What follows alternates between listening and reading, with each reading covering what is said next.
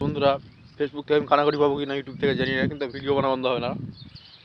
Dialogue বলছে একটাই, যে যে তোমার সময় দেওয়ার সে ব্যস্ততার মাঝে তোমার জন্য সময় ধরে নেবে। যে তোমাকে সময় দেবে না, কাজ না থাকলে অজুহাত দেখিয়ে চলে যাবে। তো তোমার ফোন যদি কাউকে করো 3বার করবে, বুঝবে যে ধরা হলে সে তোমার ফোন অবশ্যই ধরবে, এবং 4 বার বেলায় তাকে আর ফোন করতে যাবে না, কেননা সে ইচ্ছাকৃত জানবে যে ফোন ধরছে না।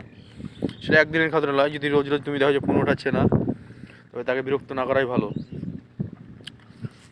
আর একটা জিনিস, যে বাড়িতে তোমার যাওয়ার পরে বাড়ির ছোটো ছেলেপিলা তোমাকে সম্মান করে না বা খুশি হয় না, তো সেই বাড়ি তোমার না যাওয়াই ভালো।